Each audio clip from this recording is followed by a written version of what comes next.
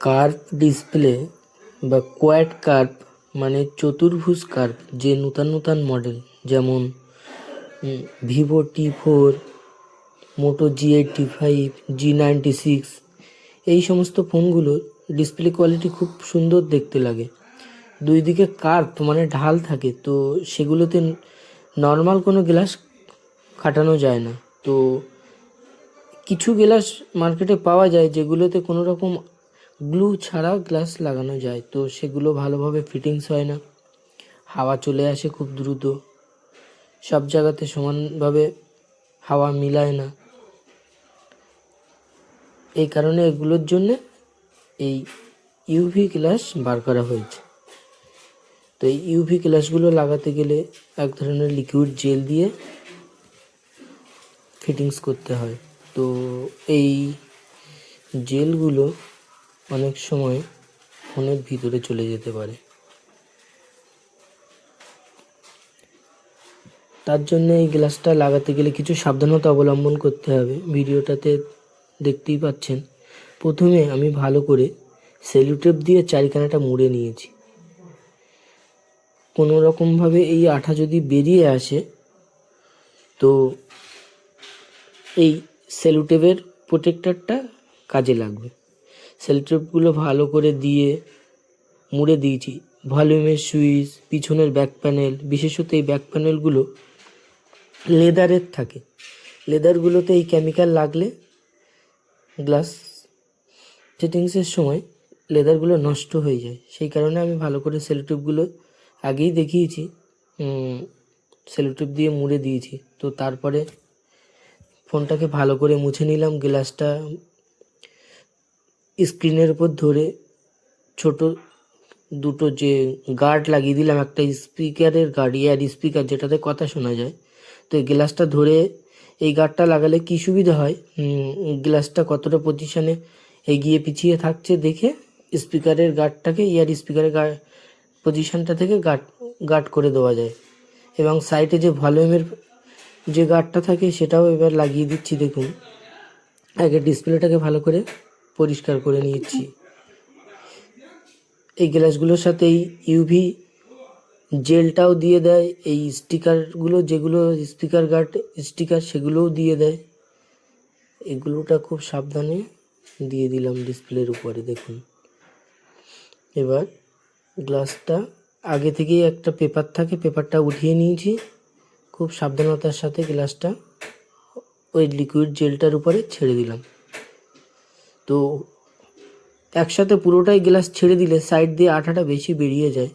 সেক্ষেত্রে ফোনের চারিদিকে মানে এই জেলটা লেগে যাওয়ার সম্ভাবনা থাকে, আর গ্লাসের ভিতরে হাওয়াটাও থেকে যাওয়ার সম্ভাবনা থাকে, কারণ লিকুইড জেলটা তো এক পরিমাণ মতো থাকে। সেই জেলটা যদি বাইরে বেরিয়ে যায় তো গ্লাসের ভিতরে হাওয়া মেলাবে না। দেখুন, পুরো গ্লাস থেকে হাওয়াটা বেরিয়ে গেল, জেলটা পুরোপুরি গ্লাস আর ফোনের ডিসপ্লেটার মাঝ বরাবর খেলিয়ে গেছে সুন্দরভাবে। গ্লাসটার চারিদিক দিয়ে দেখে নিতে হবে ফোনের ডিসপ্লের মাঝ বরাবর পড়েছে কিনা। যদি এদিক ওদিক হয়ে যায় তো চারিখানা থেকে দেখলে বুঝতে পারবেন। কোনো একটা সাইড থেকে যখন দেখবেন বুঝতে পারবেন না সঠিকভাবে, তো গ্লাসটা মনে হবে যে কোনো একদিকে সরে আছে। মিডিল থেকে এবং চারিখানা দিয়ে একবার চোখ ঘুরিয়ে দেখে নিন যে গ্লাসটা মাঝ বরাবর ফিটিংস হয়েছে কিনা।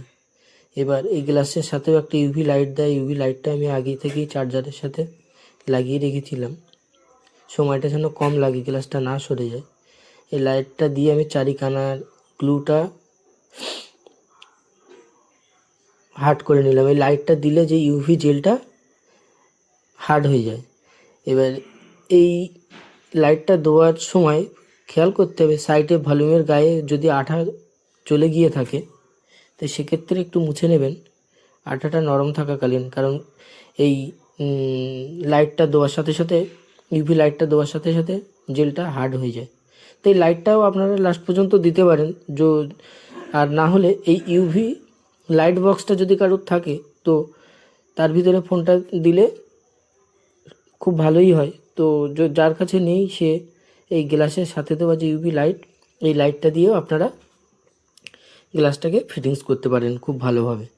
তো আমি প্রথমে চারিখানাটা হালকা করে ওই লাইট দিয়ে আটকে নিয়েছি। নেওয়ার পরে আমার কাছে ইউভি বক্স ছিল, তাই ইউভি বক্সে দিয়ে দিলাম। ইউভি বক্সে টাইম দেখায়, সেই টাইমটাও হয়ে গেলে লিকুইডটা হার্ড হয়ে যায়। দেখুন পেছনের প্লাস্টিকগুলো আমি ছাড়িয়ে দিলাম, যে আগে দিয়েছিলাম সেলুটেপ, সেই সেলুটেপটা তুলে দিলাম। সুন্দর পরিষ্কার দেখাই যাচ্ছে, দেখুন কোথাও কোনো আঠা লাগেনি। মানে যে ইউভি জেলটা লাগিয়েছিলাম ডিসপ্লে লাগানোর সময়, ডিসপ্লের উপর দিয়েছিলাম, সেটা ফোনের চারিদিকে বিশেষ কোনো ক্ষতি করেনি। এটাকে সুন্দর করে মুছে আপনাদের অন করে দেখাচ্ছি। দেখুন কোথাও কোনো হাওয়া বা গ্লাসে কোথাও ডিসপুট আসেনি, যেটা কাস্টমার নিখুঁত করে দেখার চেষ্টা করে যে একটা গ্লাস সুন্দরভাবে যেন ফিটিংস হয় বা অন্য কোথাও আঠা না ঢুকে যায়। এই যে ইউভি জেলটা অনেকে একটু ভয়ে কারণ এই গ্লাসটা লাগাতে চায় না, তো খাটনি আছে অনেকটাই। আপনারা এই ভিডিওটা দেখে নিলে আপনারা বাড়িতেও নিজেরা এই গ্লাসটা লাগাতে পারবেন। তো আপনারা ভিডিওটা ভালো লেগে থাকলে লাইক, কমেন্টস এবং শেয়ার করে বন্ধুদেরকে এই গ্লাস লাগানোর প্রক্রিয়াটা দেখাতে পারেন। তো আর যদি কারোর এই গ্লাস লাগে আপনারা বাড়ি থেকে নিয়ে লাগিয়ে নিতে পারেন এই প্রক্রিয়াটা দেখে। তাহলে গ্লাসের দামটা অনেকটা কমই নিয়ে নেয় দোকানদারেরা, কারণ বুঝতেই পারছেন এই গ্লাসটা লাগানো কতটা ঝামেলাজনক এবং সময়ও লাগে। সেক্ষেত্রে আপনাদের কিছু পয়সাও বাঁচবে এবং নিজের মতো করে লাগাতে